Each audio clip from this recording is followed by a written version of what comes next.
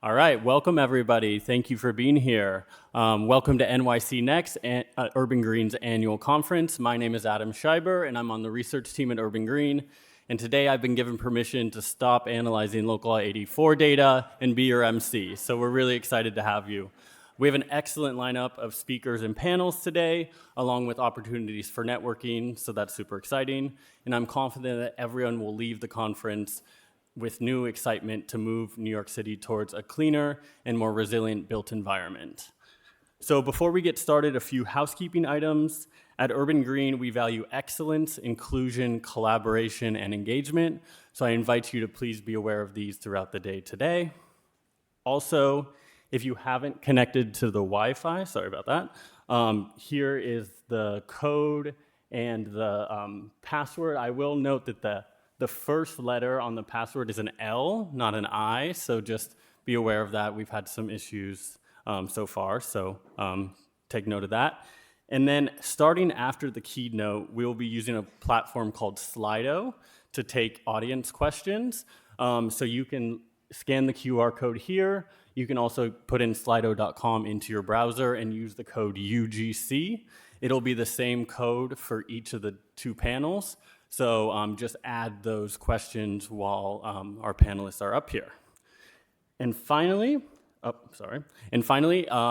if you hear something interesting and want to share it on social media, we invite you to tag Urban Green and use the hashtag at NYC Next.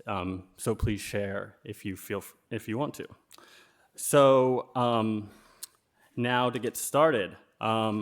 I'd like to welcome to the stage Cecil Scheib, former New York Urban Green staffer, current board member, and NYC's Chief Sustainability Officer.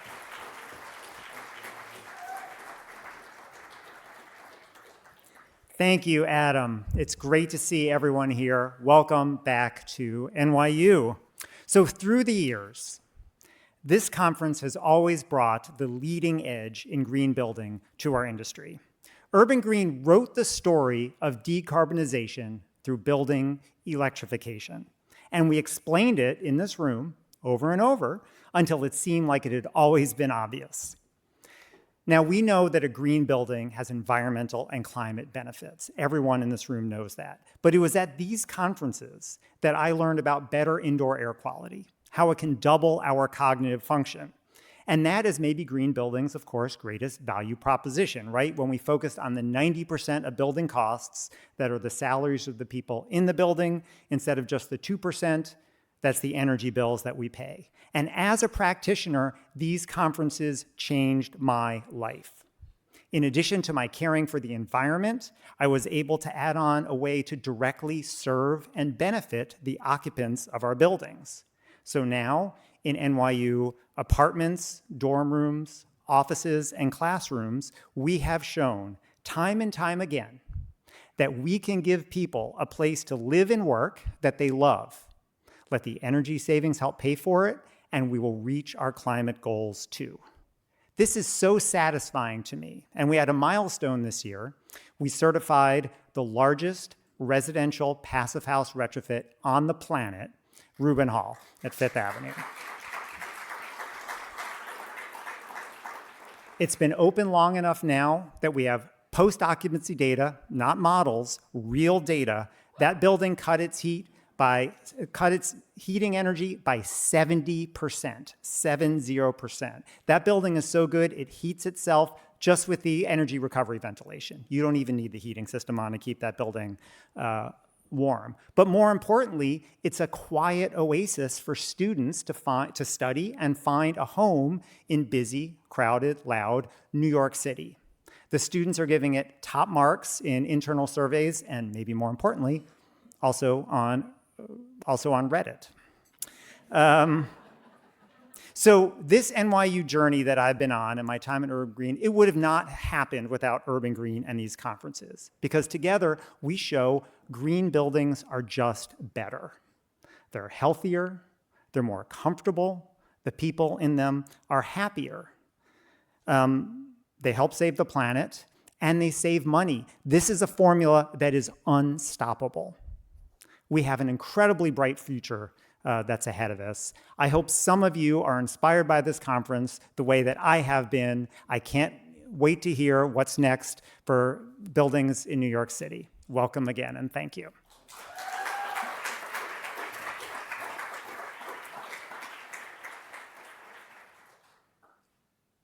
Thank you, Cecil. Good afternoon, everybody. My name is John Mandyke, and I'm the CEO of Urban Green for 5 more minutes. I want to start by thanking Cecil and NYU for their tremendous commitment to sustainability and all the support to Urban Green, including this great room that we get to spend every year in for our conference. So thank you, NYU, for that. And before I go any further, go Knicks, right? All right. This is literally my last day, my last hour at Urban Green Council, and it's so special to spend it with all of you. After 40 years of working life, I'm retiring, and I have to tell you something. It feels really damn good. The last 8 years of my career here at Urban Green have been very rewarding for 2 reasons. First is people, and the second is impact. The people in this community, which is all of you here, are committed, visionary, and dedicated to the higher purposes of everything that we're trying to accomplish together. The board at Urban Green, of which there are many members here today, is the best ever, and I've worked with a lot of boards. The Urban Green board is the best ever, with their wisdom and their resolve and their unwavering commitment. The staff at Urban Green is extraordinary. Everybody who's a staff member of Urban Green, raise your hand. Extraordinary people. Smart, creative, inspirational, and tireless in their work for our mission. So that trio of community and board and staff has led to tremendous impact here in New York City for sustainability. We're the largest city in the world to adopt all-electric new buildings. We have the most comprehensive building decarbonization law in the world. Over the last several years, we've actually doubled the number of people that we educate at Urban Green. And those are just a few of what make my short list. You know, very few people wake up every day to change the world, but that is exactly what Urban Green does every day. And that is exactly what all of you do every day in the work that you do. So it's been a privilege to work with all of you. I'll miss you all, but I know that the best is still yet ahead for Urban Green. Now, before I literally exit stage left into retirement, you can see the big smile on my face, I have one final thing to do. My decision to retire was very easy. It was super easy because I knew there was one person who is ideally suited to take this role, to build on our success, to make us better, to make us stronger, and to take us further. So please welcome the new CEO of Urban Green, Chris Halfnight.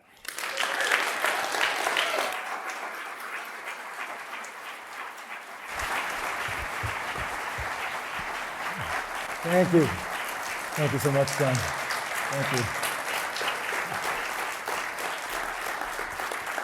Thank you. Thank you, everybody. Thank you, John. Before we begin, I want to take a moment to thank John for his extraordinary leadership and service to Urban Green over the years. John, we're so deeply grateful for everything you've done for the organization and for this whole community. Please join me in another round of applause for John.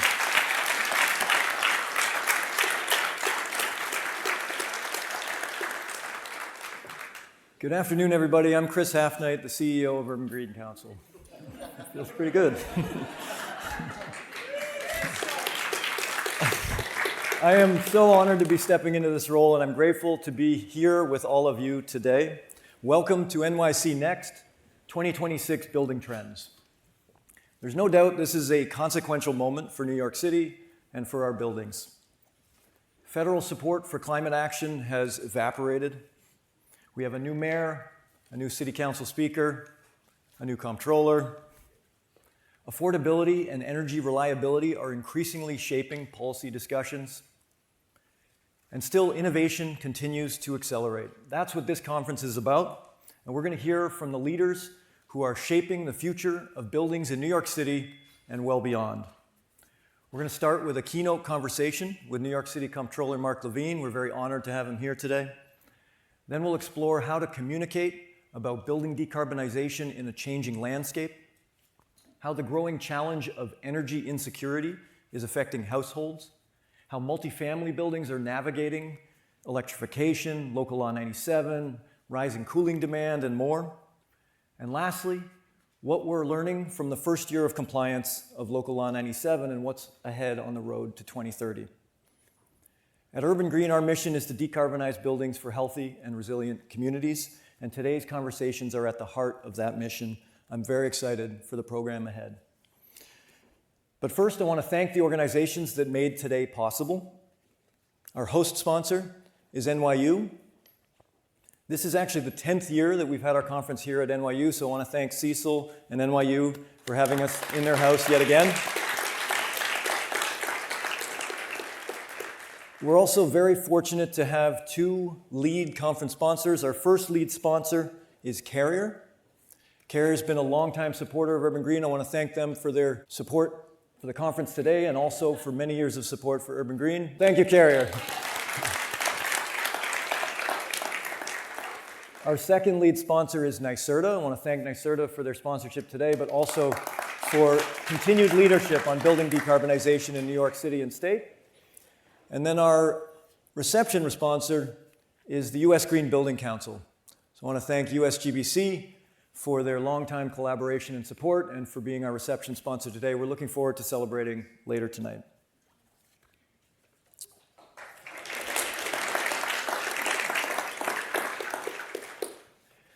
Now let's get started. It's my pleasure to welcome and introduce New York City Comptroller Mark Levine and Urban Green Board Chair Sarah Kendall. Come on up to the stage. Comptroller Levine has spent more than 2 decades advancing affordable housing, sustainable transportation, climate resilience, and economic opportunity for New Yorkers. In his current role, but also previously as Manhattan Borough President, and before that, a long stint as a City Council member, he's been a leading voice on many of the issues shaping our city's future. We are grateful for his public service and delighted to have him with us here today. And joining him in conversation is Sarah Kendall, who is Group Vice President of Source Blue at Turner Construction. She is also, of course, Urban Green's esteemed board chair. She brings deep expertise in the built environment and a very thoughtful perspective on the issues and challenges facing our industry. Please join me in welcoming them both to the stage. Thank you. All right, thank you, everyone. We're delighted to kick us off here today to set a very broad view from the top of city government. Before we dive into the fiscal implications, the policy work, and what's next for New York City as it relates to Local Law 97 and beyond. So thank you, Comptroller Levine, for joining us. Welcome to New York City Next. This is where I say I'm honored to be here. Okay, Thank you. I'm thrilled to be here. We got a capacity crowd for green buildings. This is amazing. I think it's a very good day, beautiful weather.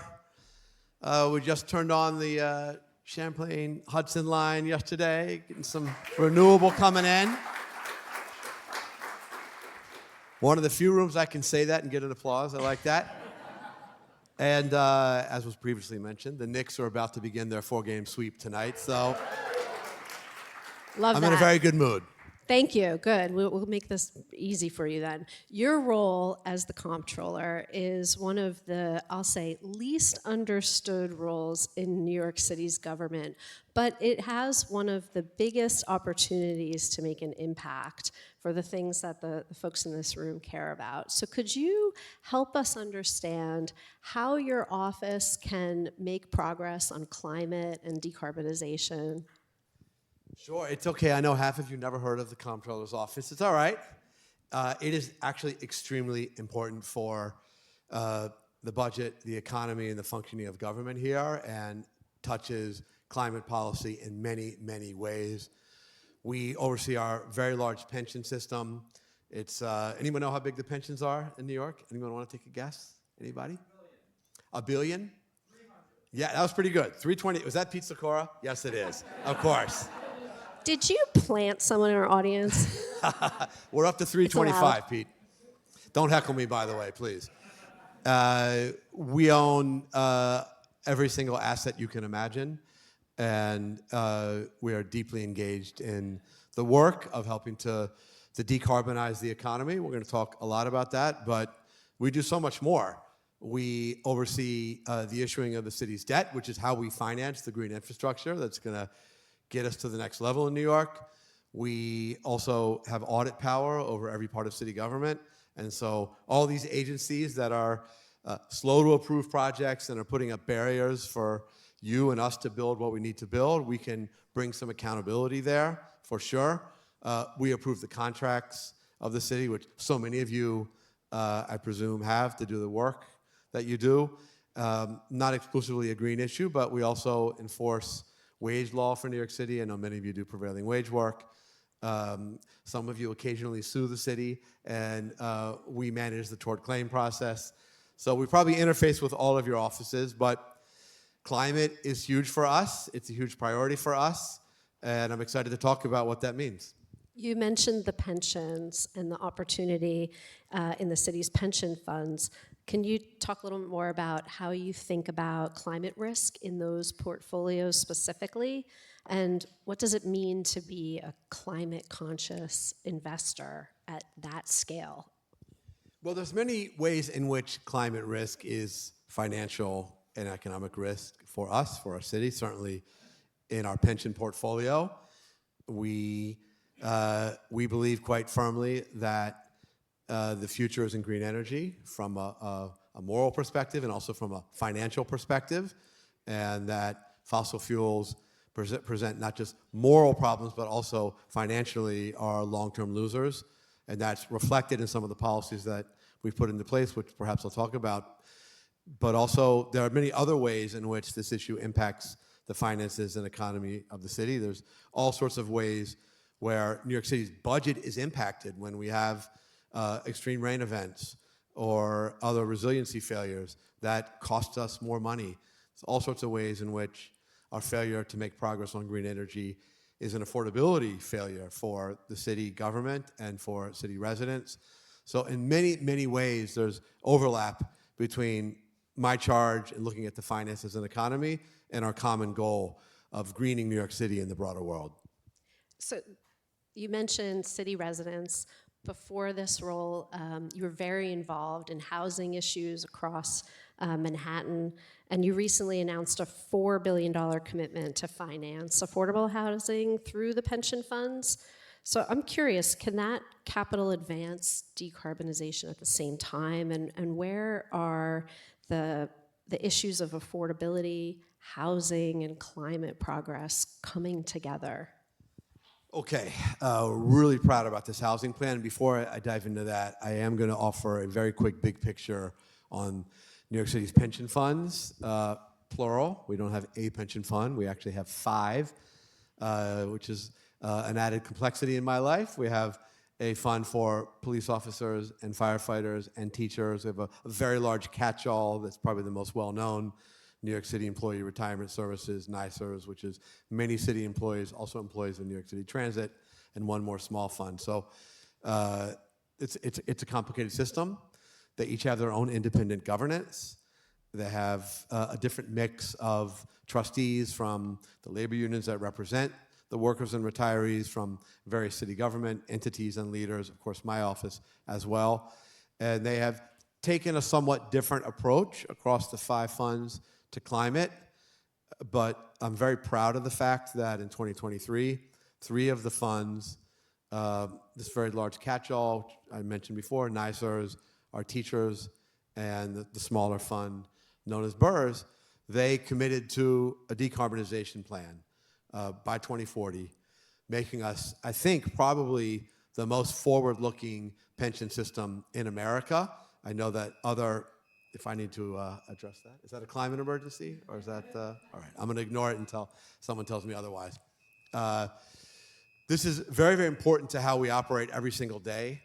We have made some progress. We have a lot more progress to make, but at the moment, we've achieved a 45% reduction in carbon relative to our 2019 baseline across our publicly traded assets. We have such a diverse portfolio. It includes more than just publicly traded stocks, but for that focus, we've made progress. We got more to go by 2040.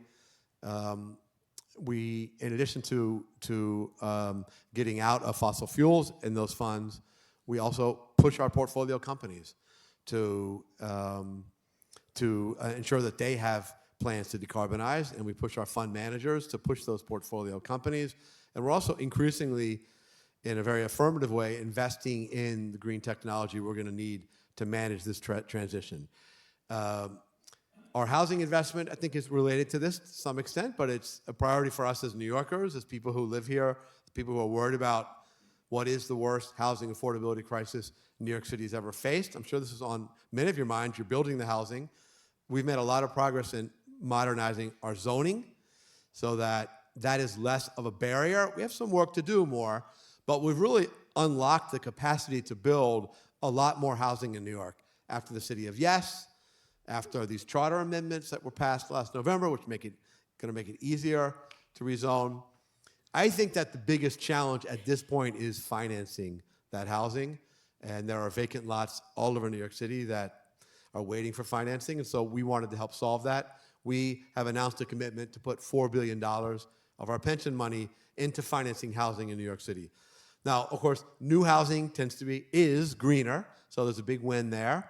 We also have money for preservation, which is very often for environmental retrofits, and very often specifically for local law 97 compliance as part of a preservation investment. We also have money that's going to go into conversion of vacant office buildings to housing, which better than knocking down an old building and building a new one, much bigger environmental win to retrofit what you already have. So while this is mostly about solving our housing shortage, solving our housing affordability crisis, I think there's also green benefits even in our housing work. Affordability is a major buzzword topic that often comes across the investments for climate progress. It's not unusual to hear certain leaders say, we can't afford it, it's not the right thing to do. Can you help us find language or ideas about what you're speaking about, the investment that we're making in affordability, but yet still being able to make progress on climate, and that the two are not in conflict? Yes.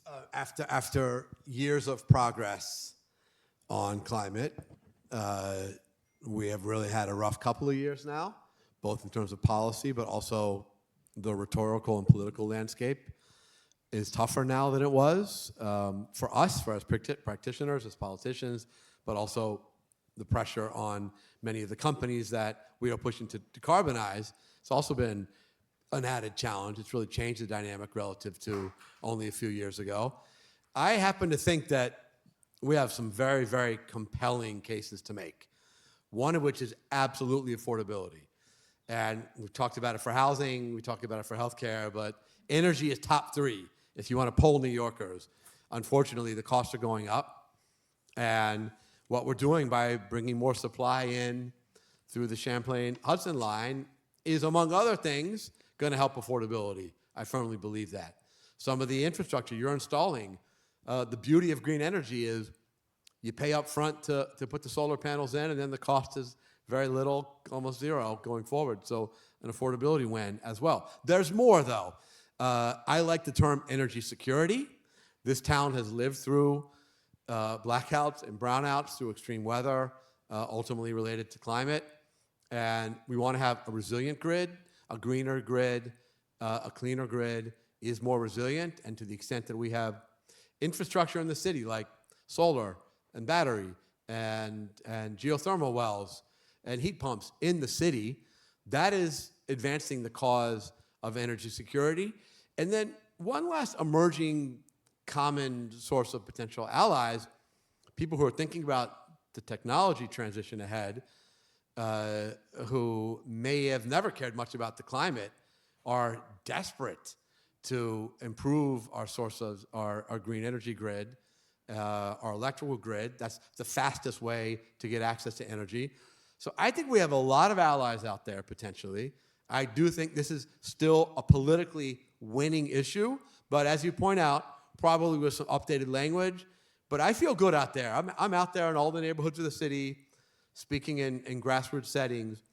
And what I'm saying here, I've said around the 5 boroughs, and it is definitely resonating. I think we have real momentum on affordability, on security, and on the technology transition, so let's keep pushing. Great message. Thank you. Roots. Can we talk about urban forests? Roots, okay. Your office released a actually quite interesting report about New York City's urban forests, and we thought you could tell us a little bit about the key findings and the role in of the tree canopy. Yes. Okay. Does anyone know how many trees there are in New York City? Yeah? 7 million, pretty good. In my opinion, we should do another 1 million. But we actually measure our success on this by canopy cover. And the goal we're really working towards is to have 30% canopy cover in New York City, which is not only the number of trees, but also the health of the trees. More on that in a second. We're at about, I think, 22 or 23% on canopy cover. So let's start by saying we need to plant more trees and we need to care for those trees. And this is way more than just pretty landscapes, although it's that too. But this is infrastructure that is important for public health. This is documented. A neighborhood with a lot of trees actually is proven to be safer. This is documented. It's proven to lower the temperature on a block where you have a lot of street trees as much as 5 or 10 degrees on a hot day relative to a block or a neighborhood with no street trees. So this is livability for us. This is very much an equity issue. There are fewer trees in East Harlem and the South Bronx than there are on the Upper West Side, and we need to close that gap. Planting more trees can help us do this. This is also very much a climate and resiliency issue. I don't have to tell any of you that, not only because of absorbing CO2, but because of absorbing storm runoff and more to help us in extreme rain events. The big focus of our report is that it's not enough just to plant trees and declare victory and walk away. And we've kind of done that over the years too often. We've got to invest in the budget to maintain the trees and maintain parks overall. We don't do that in New York. So we like to measure how big the parks budget is relative to the overall budget. And there were years in the 70s where we put 1.5% of the city's budget into parks. Anyone know what it is today? Anybody? It's about 0.5% today. So we're way behind. It should be at 1%. That would be the goal that I and other advocates want to get to. And when we get there, that will give us the money to invest much more in tree stewardship, which is going to help us protect the trees we have and assure that we get to that goal of 30% canopy cover. We can do it. There's a lot of political support for this. Tough budget year, but this has to be the long-term goal. We need to get to 1% for parks so that we can meet our needs for trees and much more in our park system. Thank you. That's very, very interesting and not something we often hear about. So thanks for illuminating us about the tree canopy and its importance. We started today talking about urban green's values. You're working hard to ensure that the city's budget reflects the city's values. We've talked about some of those things today. This room is filled with people trying to do the same thing. Do you have, in our last few moments, a message for them as they're doing the work of decarbonizing and addressing climate progress?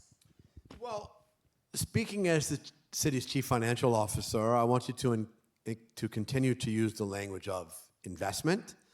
And investment is when you spend some money up front and then you get even bigger returns over time. And I feel like I've probably touched on that framing a number of times already here. It's true for every single thing that we're working on. You plant a tree, you spend a couple thousand up front. It's an investment that yields huge returns for quality of life and the economy and public safety and so much more. And when we're fighting in an era of tight budgets, I think don't don't allow people to describe your work as a luxury or as something that we only can invest in good times.